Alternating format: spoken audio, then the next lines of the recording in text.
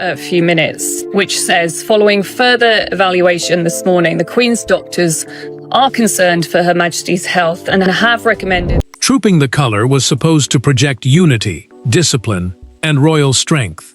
Instead, one glittering detail brought the entire celebration to a stunning halt. Catherine had been composed only seconds earlier, standing before senior royals and thousands of spectators. Then she saw the sapphire earrings hanging from Camilla's ears. They were unmistakable. They had belonged to Diana. Catherine's expression changed, her hand lifted, and the order came with chilling clarity. Stop the procession.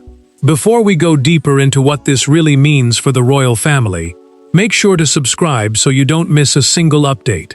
The music continued for several confused seconds.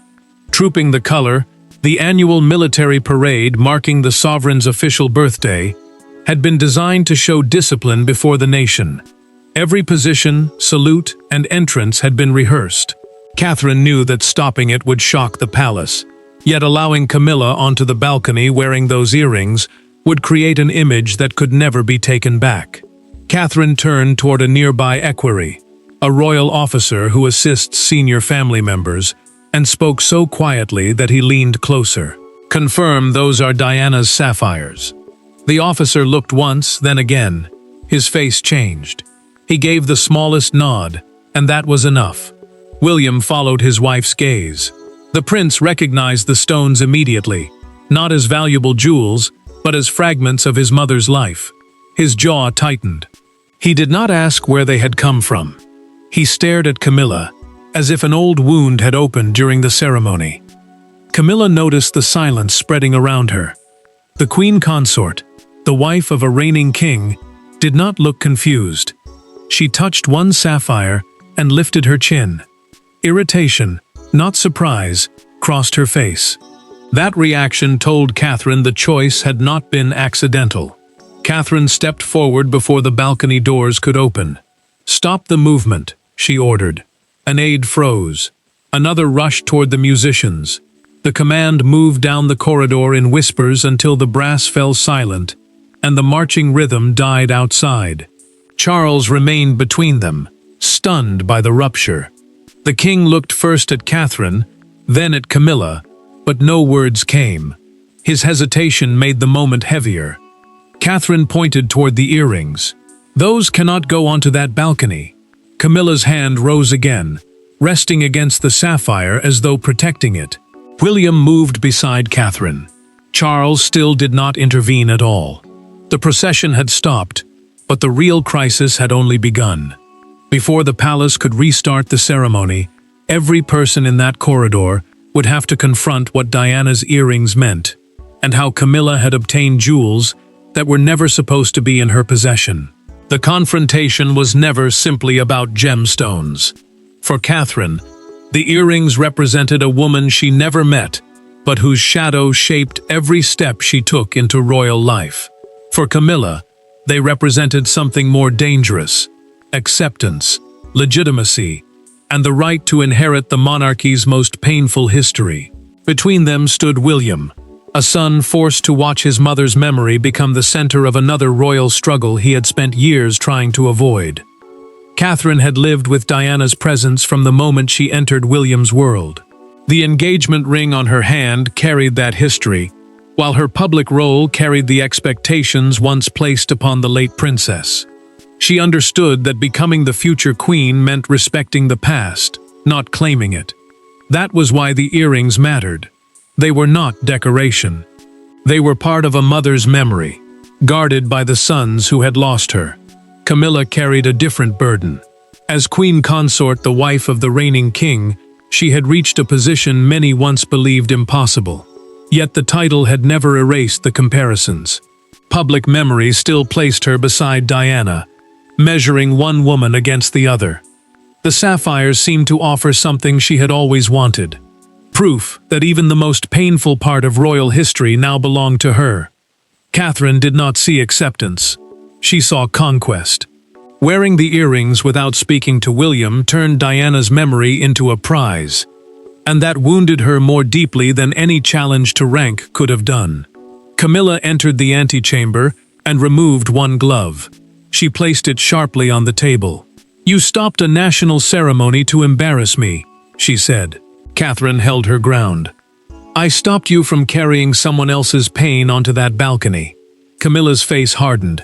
She accused the younger royal of treating her like a temporary guest in her own reign.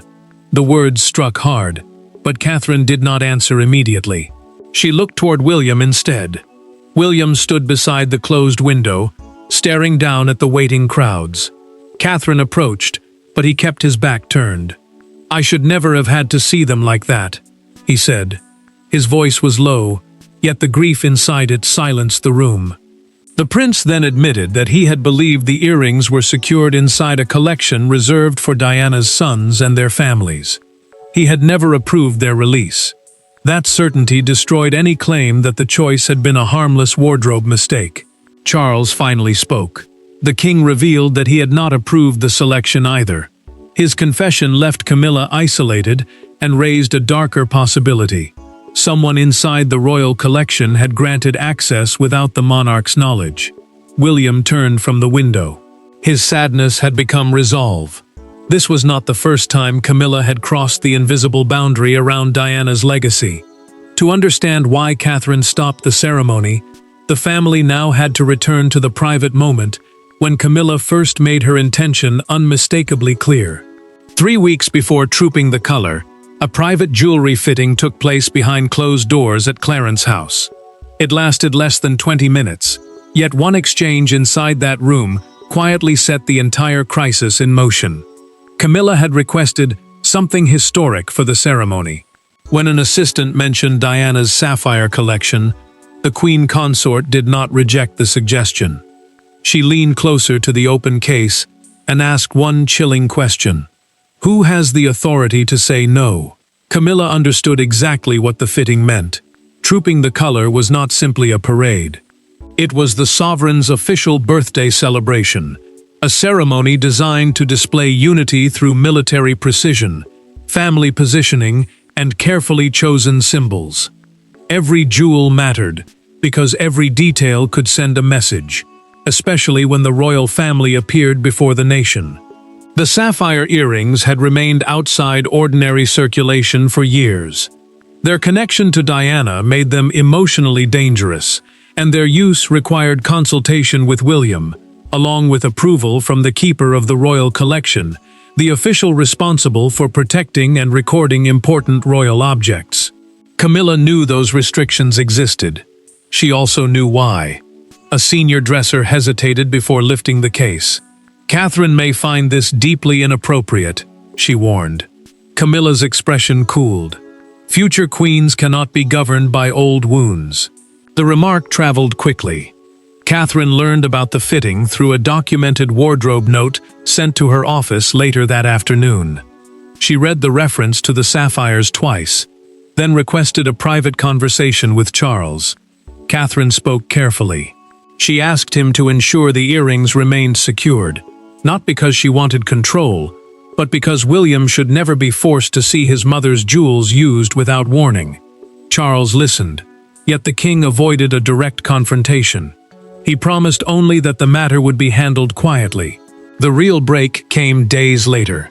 Camilla sat across from Catherine during a small pre-parade rehearsal dinner. William was close enough to hear every word. The queen consort lifted her glass and said, "History belongs to the crown, not to those who mourn it." Catherine set down her own glass without drinking. William looked toward Camilla, but she did not withdraw the remark. His silence carried more anger than any reply. Catherine rose and left the table. Charles acted after that dinner. The monarch gave a written instruction that the sapphires were to remain secured. Yet 2 days before the ceremony, the inventory entry changed.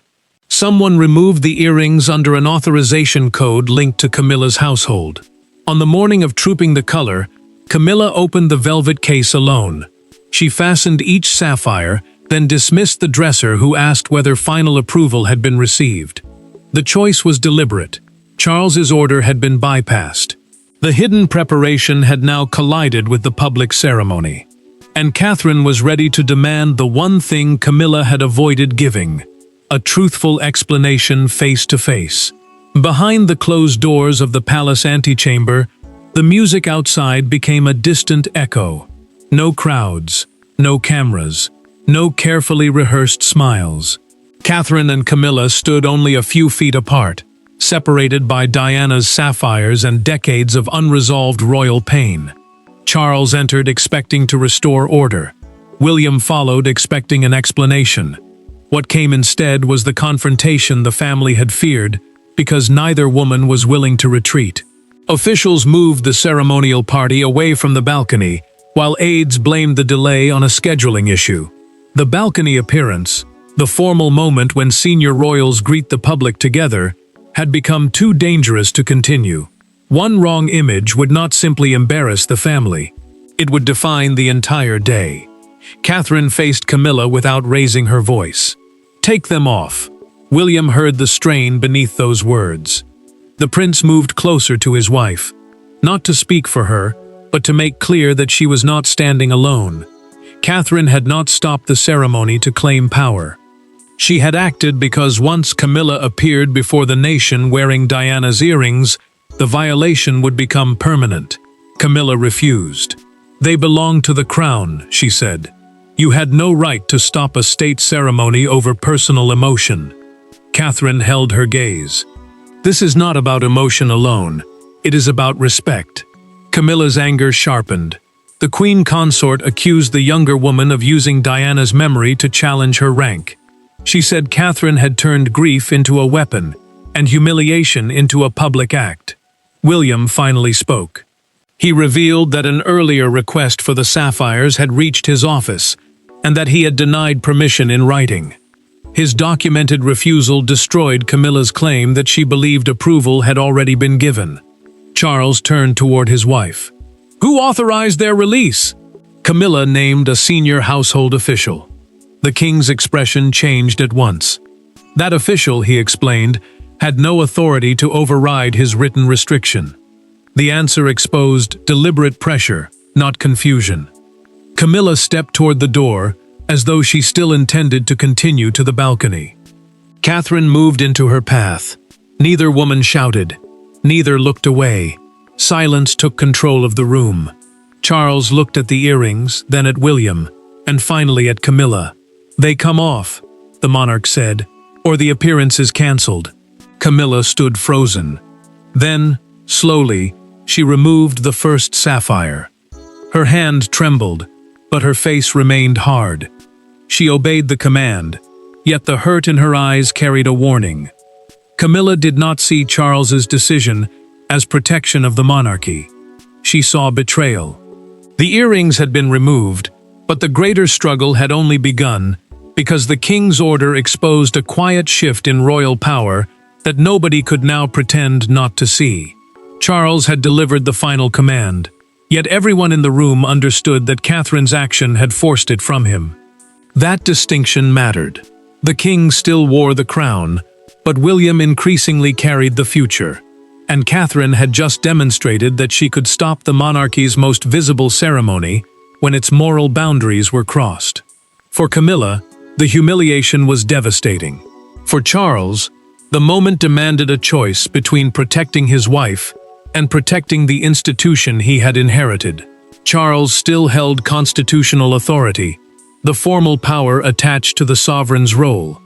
But the daily protection of public trust now depended heavily on William, Catherine, and the senior aides managing every public appearance. The monarchy could survive disagreement.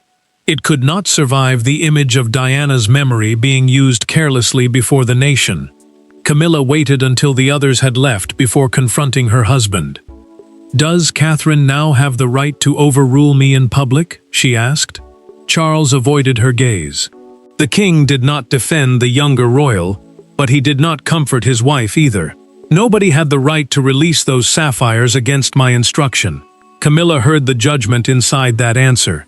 She had expected anger over the halted ceremony. Instead, Charles focused on the broken order. The queen consort realized that the crisis was no longer about embarrassment.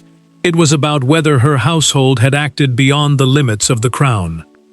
William entered carrying a written proposal. The prince spoke carefully, yet every word carried years of buried pain. "My mother's belongings cannot keep becoming tests of loyalty," he said. "They cannot be used to see who will object and who will stay silent." Charles lowered himself into a chair. The monarch said nothing, as his son explained the safeguard. Every item directly connected to Diana would require written approval from William and Catherine before ceremonial use, regardless of who technically owned it. William placed the proposal before him. Catherine stood nearby, silent but steady. She had stopped the procession, yet she allowed the future king to make the demand himself. Charles read the document twice. Then he accepted it. The king also ordered an immediate review of Camilla's household access to historically sensitive jewelry.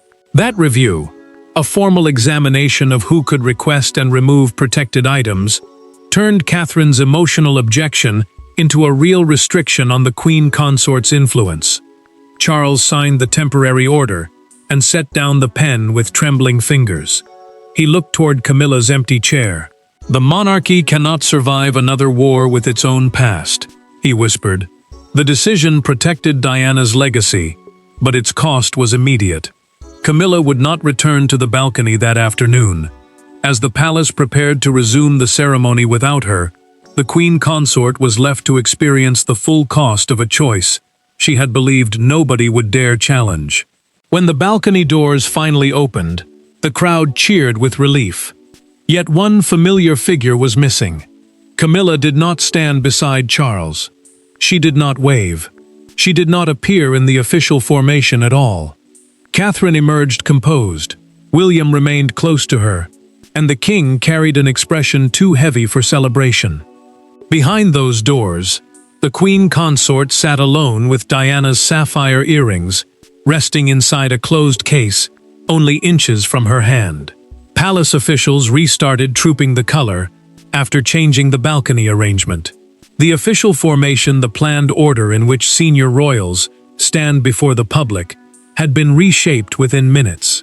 Aides blamed the delay on a wardrobe and scheduling issue, but Camilla's absence made secrecy impossible.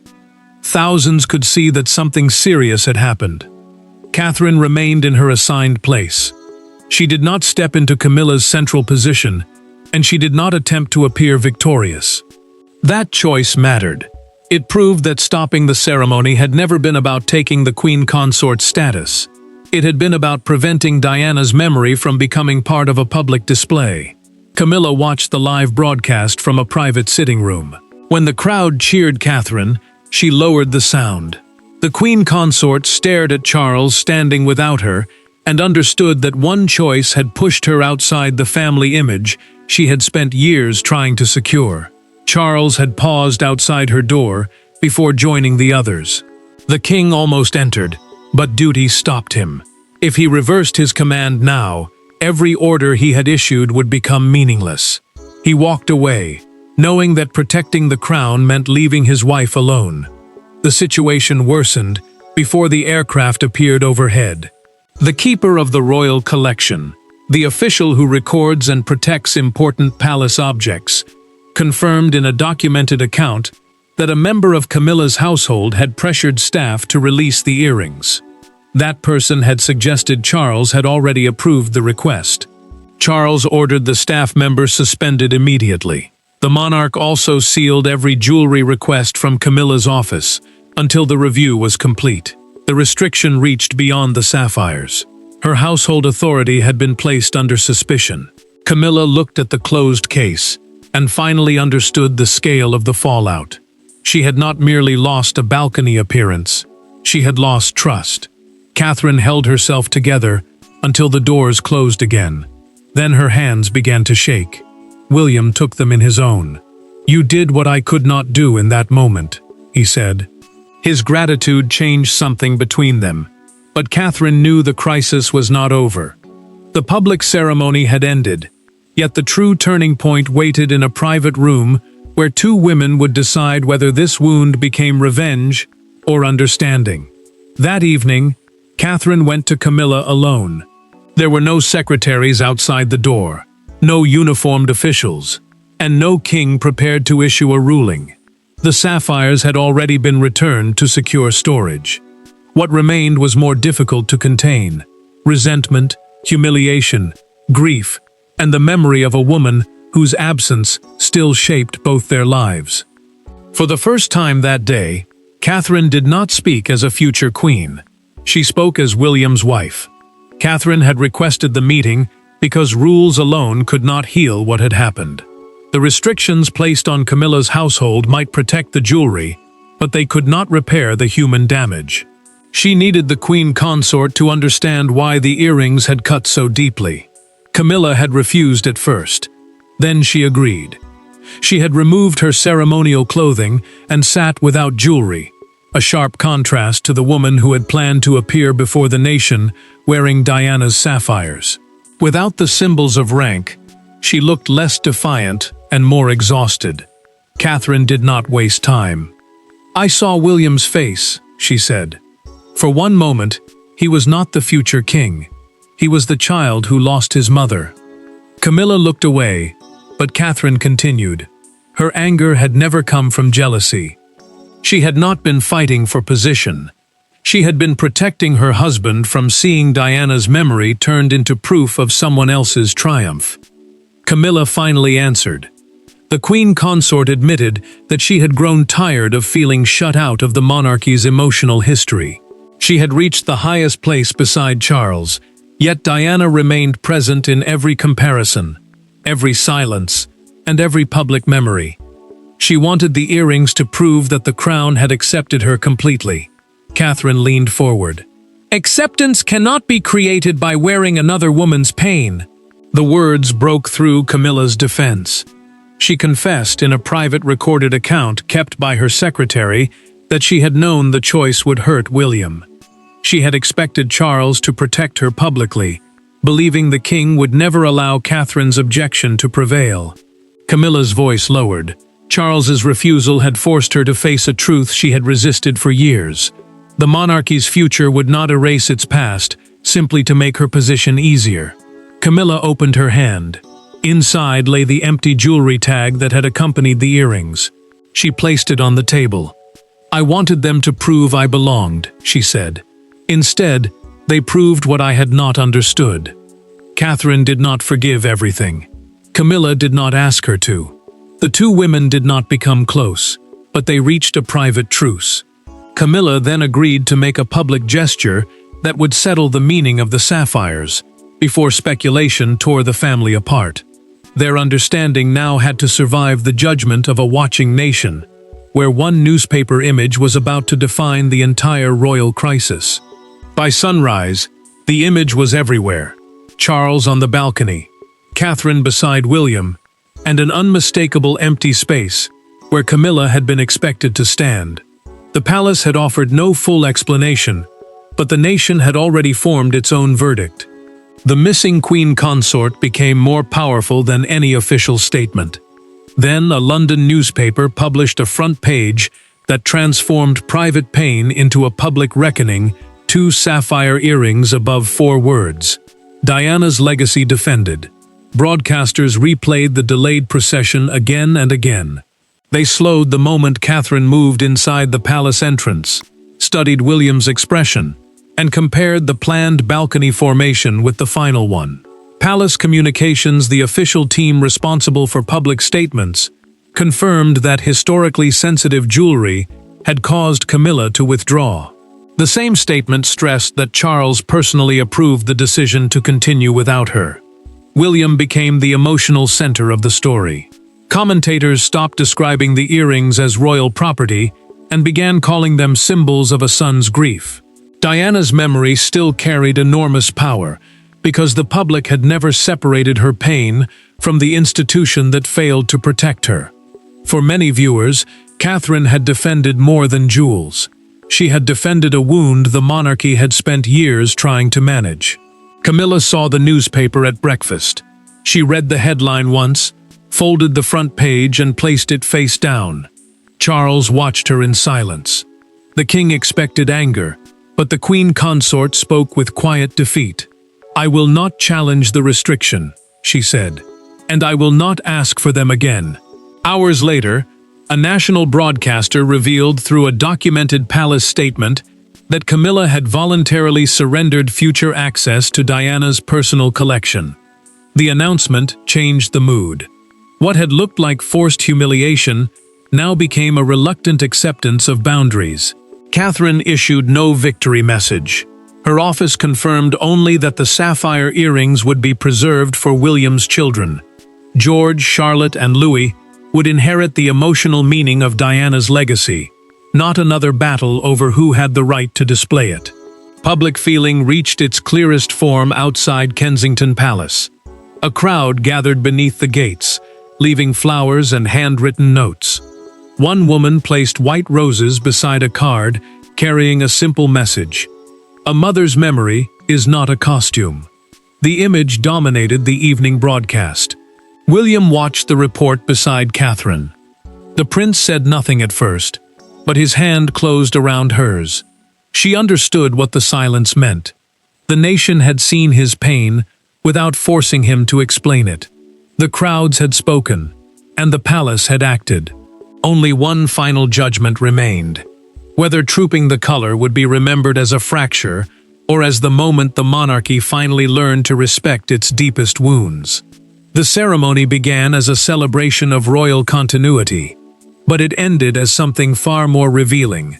Catherine's decision did not overthrow a queen consort, nor did it erase Camilla's place beside Charles. It established a boundary the monarchy had avoided for decades. Diana's memory would not be borrowed, repackaged, or displayed without regard for the people who still carried its pain. On that day, the crown discovered that unity could not be preserved through silence. It required respect. Charles made the protection permanent. The king approved a formal safeguard placing Diana's personal jewelry under the joint oversight of William and Catherine. That oversight meant both would have to approve any future use, ensuring emotional history mattered as much as legal ownership. The decision was not revenge. It was recognition that some royal objects carried grief too deep to be treated like ordinary decoration. The sapphire earrings returned to a private family collection. A written designation, meaning an official instruction identifying their future purpose, stated that they could one day pass to Charlotte. Diana's legacy would now move toward her granddaughter, not back into a struggle between two women competing over the past. Catherine found William after the final order had been issued. The prince looked exhausted, but the anger had left his face. He told his wife that stopping the ceremony had protected something he had never known how to defend publicly without appearing trapped by grief. William took her hand. "You gave me permission to remember her without apologizing for it," he said. Camilla also faced what she had done. The queen consort requested a private conversation with William and apologized directly for choosing the earrings. She admitted that she had understood their meaning, but had placed her own need for acceptance above his pain. William offered no sudden warmth. The prince did not pretend that one apology could repair decades of damage. But he accepted her words, and that acceptance ended the crisis without erasing the truth behind it. Charles later spoke privately with Catherine. The king admitted that his instinct to avoid confrontation had allowed resentment to grow until the ceremony broke apart. He finally understood that leadership sometimes meant naming a wound before tradition covered it with another smile. Catherine's authority had changed. She had shown that the future queen would protect the family's emotional boundaries, even when doing so disturbed one of the monarchy's most sacred ceremonies. Catherine closed the sapphire case and gave it to William. He rested his hand over hers before placing it inside the secure cabinet reserved for Diana's children and grandchildren. She had not halted trooping the color to defeat Camilla. She stopped it because dignity mattered more than performance. The queen consort lost the right to treat Diana's memory as royal decoration.